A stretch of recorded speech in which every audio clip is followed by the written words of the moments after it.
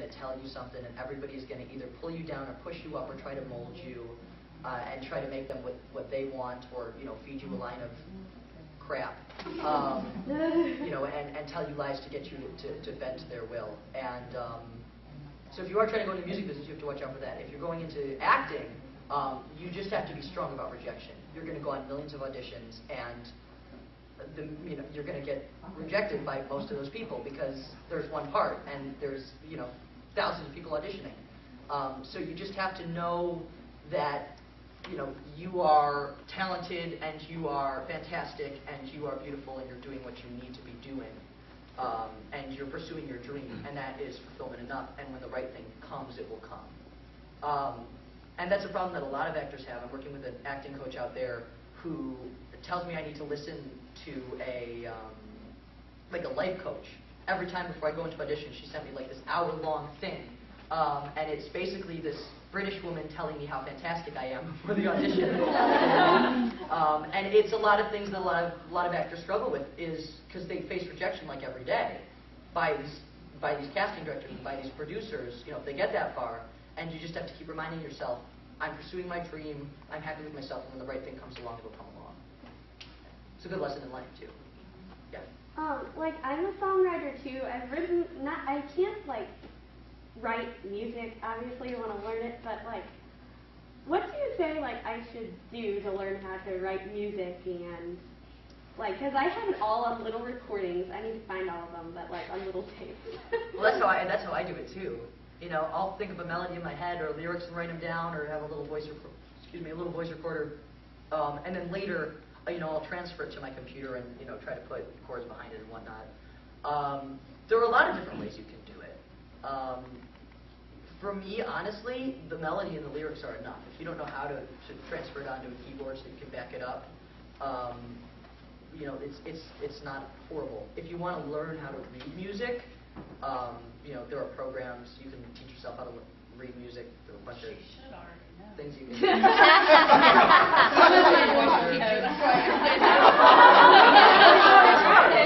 that out there. I get to tell a story about you. Justin started taking piano lessons when he was 6 because he was always, since he was 2, he was singing all the time. And so he said, okay, he's got to learn how to play piano. So he took at age 6 and 7 and 8 and 9 and 10 and 11, 12, and this is a great guy, and he was really, really patient with Justin because Justin really didn't want to focus on learning how to learn piano. He really didn't want to learn how. I wanted him to play piano so I could sing. Yeah, so what happened was, when he was about 12, I came down one day, and I'm looking, and it's like, okay, what is wrong with this picture? The piano teacher is sitting at the piano, playing the music, and Justin's in the middle of the living room singing. And it's like, oh my goodness. And this piano teacher was great. He would always bring pop or contemporary or musical stuff for Justin instead of Mozart and things like that he wanted to teach. And so Justin kind of talked him into being his backup pianist for an hour. And I'm like, okay, I'm paying him to be the backup pianist. But I think that for you, learning notes and music is probably important. It's very important. But one thing the reason that I'm allowed to transfer things to a piano is because I know chords. So if you're going to start somewhere, start with chords. Because that's how, this is C, A, and it sounds fine. Okay. I'm not reading music, I just know the chords, so. Okay. Thank you. Well, that wasn't C, that was G. I messed up. Anybody else? Yeah? This outfit, is Corbin nice? Because I'm planning on marrying him. Corbin is very, very nice. He's very genuine, very down to earth. Actually, most of the celebrities that I've met have been nice. Some of them not so, well, we won't say who's not so nice, but Corbin's fantastic. Raven Simone is fantastic. They're both so nice. They're good people. And Tell your story about Raven. What's my story about when you were Raven? eating chicken. I opened for Raven, and I was my set was over, and she was up, and it was about halfway into her set. And I was eating. I was tired. I was in the back, stuffing my face with craft services. So I hear out of the corner of my ear, it sounds like people are screaming my name. she had the entire stadium of people screaming Justin. And I couldn't hear it because I was like far away in like a dressing room tucked in the back. The entire stadium was screaming my name. And I looked around, I'm like, what's going on? You know? And it's funny because it's a stadium, so it's muffled, and you know, somebody came in and said, Raven's looking for you. Raven's looking for me? So I run up to the stage with Raven. Raven wanted to do a duet with me. So she called me onto the stage to sing a duet with me, which was really nice. Did you know it? I had no idea. Did you know the song that she has to? Oh, well, it was Happy Birthday. So. Pretty standard stuff. Yes. Is she really funny? Oh, never mind. Raven's hilarious. Raven will, in the middle of her show, stand there in the middle of a song and scream. You know, she'll be singing, da da da da. And the crowd goes nuts because they love it. She's so funny. She's awesome. I saw her a couple days ago. Really? Yeah, we did this. We read to little kids together. It was fun. Yes, sorry, back there. So if you get a music contract or an acting contract, are you going to beg NYU, or what are you going to do? It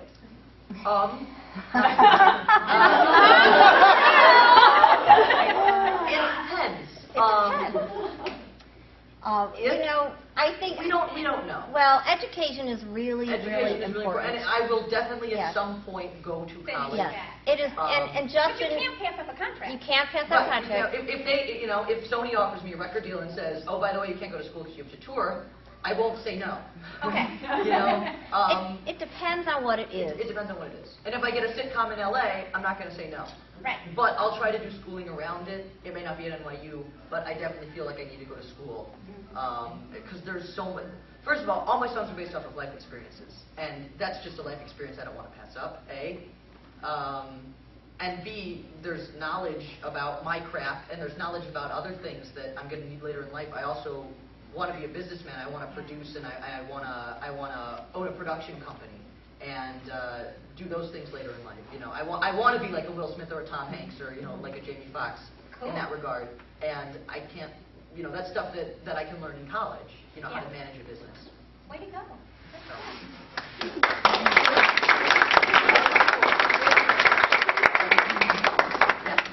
Dance too.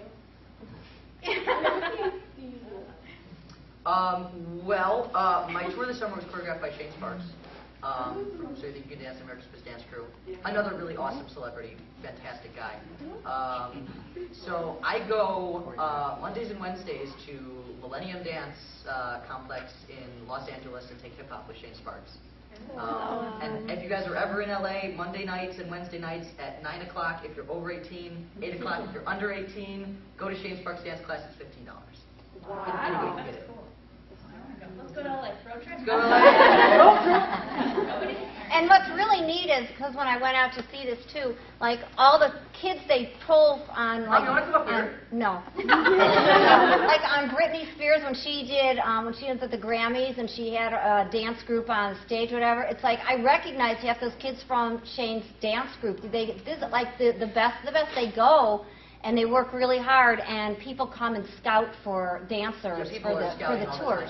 And so I mean, these kids are amazing. Shane's an amazing teacher. Two of the dancers in that class, and one of the dancers who's actually on tour with me this summer is now on tour with Britney Spears.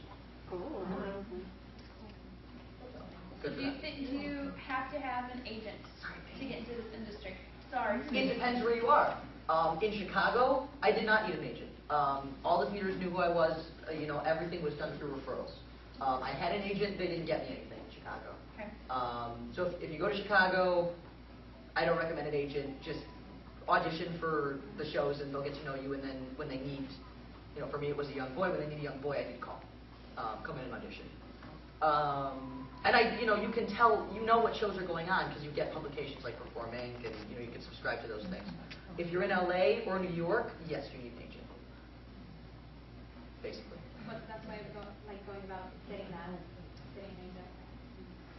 Nowadays, in LA, I know that it's much easier as opposed to sending out hard copy submissions to get referrals from friends. So if your friend is an agent, you send the agent an email saying, hey, I'm looking for representation. Here, is a website link, and you can post up.